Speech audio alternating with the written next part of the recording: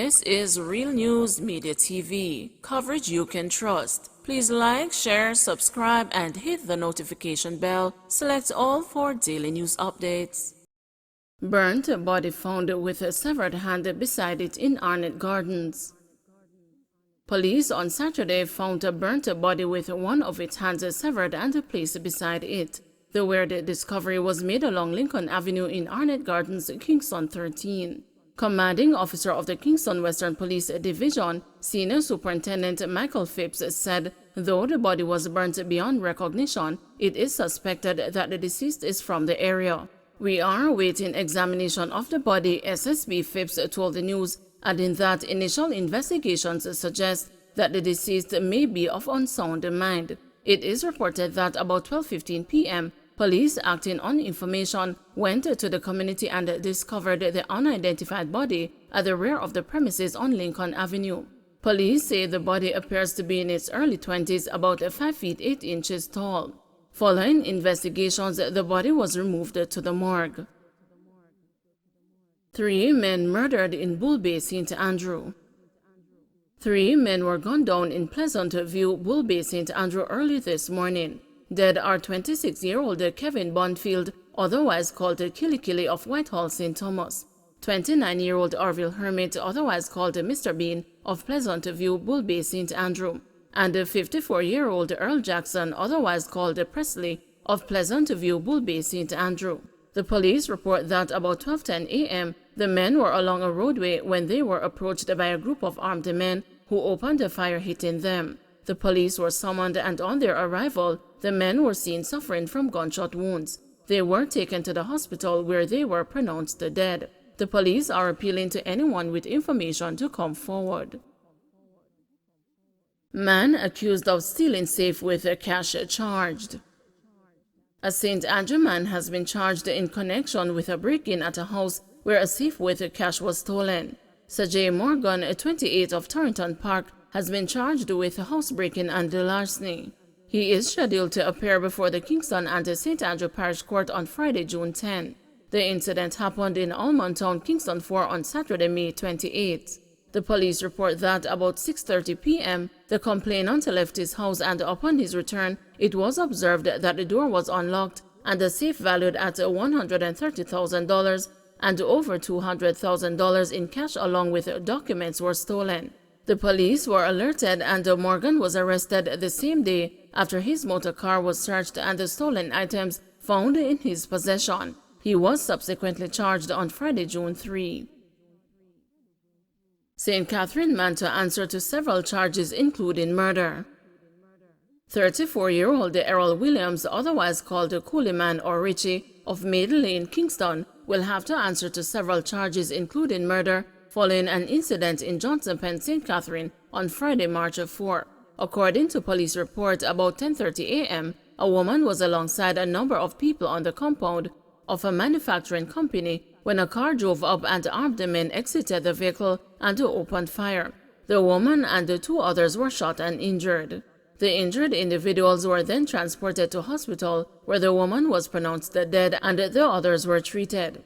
The deceased has since been identified as a 47-year-old Nadine Kelly Reed, a businesswoman of Kittentown, St. Catherine. The police said Williams was arrested on May 18 in relation to the incident. He was charged with murder, shooting with intent, 2 counts of wounding with intent, and illegal possession of firearm and ammunition. Men rob motorcyclist with scissors and knives, 1 arrested. 1 of 3 men who allegedly held up a man with scissors and knives and robbed him of his motorcycle has been arrested and charged with robbery with aggravation in relation to the incident which occurred on Pineapple Main Road, Ocherius in St. Anne on Friday. Charged is 20-year-old Javon Dixon, otherwise called Biggs, a construction worker of Seville Heights in the parish. Reports are that about 2:30 p.m., a man was sitting on his Zamco motorcycle when 3 men approached him, armed with scissors and knives, and robbed him of his motorcycle and then fled the scene. Shortly after, the victim and the 2 other men reportedly went in search of the assailants and accosted one of the robbers. He was brought to the police station and a report was made. The police then went in search for the other perpetrators and the stolen motorcycle. The motorcycle was later found along a dirt track, the police said. Dixon was charged on Saturday, June 4. Saint and mechanic stabbed to death in dispute involving woman. A mechanic was stabbed to death in St. Anne early Sunday morning following an argument with a woman at a club in Brownstown. He is Quan Campbell, 20, of Enfield, Brownstown. A man who is a suspect in the killing is said to be on the run. Reports reaching the news are that shortly before 2 o'clock, Campbell went to a club in Brownstown where he allegedly confronted a woman who he saw with a man. Campbell and the woman exited the club and their argument escalated. The man who was seen with a woman inside the club intervened in the argument. A fight ensued between the men, during which Campbell was stabbed in the chest. The man fled the scene. Campbell was taken to the St. Anne's Bay Regional Hospital, where he was pronounced dead. Steps being taken to limit spread of hand, foot, and mouth disease in schools. Health and Wellness Minister Dr. Christopher Tufton has said that the authorities are taking steps to limit the spread of hand, foot, and mouth disease in some schools. The Ministry of Health and Wellness has issued an alert of cases of the disease being observed in some schools. Dr. Tufton told the news on Saturday that there is no need for alarm at the outbreak, noting that the country's public health system is capable of responding appropriately and effectively. That, he said, had already begun. I don't think we should be overly alarmed about it. The good thing is that we have a system that works. When it happens, we deal with it, he said. Initial signs of hand, foot, and mouth disease include loss of appetite, sore throat, and a feeling of malaise. The symptoms generally last for 1 to 2 days before a blister-like rash appears on the hands, feet, and in the mouth. Adults and children can contract the disease, with children up to 5 years old being most susceptible. What is important is that it is discovered early and that we respond to it. And I think that in this instance, we have had an outbreak in one institution and the authorities have taken the right decision. The public health parish level are always ready to go in to assess, to recommend response, to clean up. And sometimes it involves suspending the classes coming together because of the contagious nature of it until we sanitize. And I think that is happening. I don't think we should be overly alarmed about it. I think the good thing is that we have a system that works. When it happens, we deal with it. 3 shot, 1 fatally on Windward Way. Detectives in the Kingston East Division are investigating the shooting of 3 men, 1 fatally on Windward Way, Kingston 2 last night.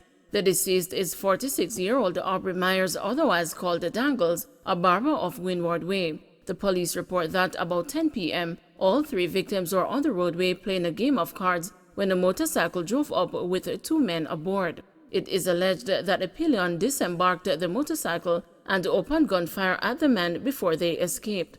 The police were summoned and all victims were taken to the hospital, where Myers was pronounced dead and the other 2 admitted in stable condition. Travel woes turn delicate JFF balance on its head. The Jamaica Football Federation has found itself in the middle of a controversy yet again. The latest issue stems from improperly managed travel arrangements at the end of the Reggae Boys' 1-1 draw with Suriname in the opening game for the island in the Nations League A in that country on Saturday. Reports are that the Reggae Boys were to have boarded a chartered flight with Suriname, who are set to arrive in Jamaica at 6 p.m. on Sunday. However, the Reggae Boys were not allowed to board the flight because they had not paid the requisite fees. A source close to the situation says Professional Football Jamaica Limited boss Christopher Williams has since stepped in to rectify the situation. But in the interim, a number of happenings have threatened to further derail the program. In one instance, it is said the players will refuse to go any further with the national program should General Secretary Dalton Wint remain in office. Wint is the man who seems to be carrying the pot for the latest instance of mismanagement from the JFF.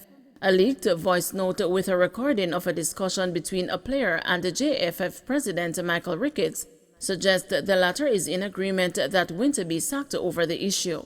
"Mr. President, we need to hear it," a person is heard saying on the voice note. "What you want here? came the response allegedly from the president. So on behalf of the team, captain, vice captain, we are asking Mr. Wynne to resign. That's the only way to move forward. Can we get a word on that? The person says in response to the query. I am saying I agree was the response that allegedly came from the president. You agree as the president? Okay. While all this has been going on, there is also the suggestion that interim head coach Paul Hall has said he will resign as well.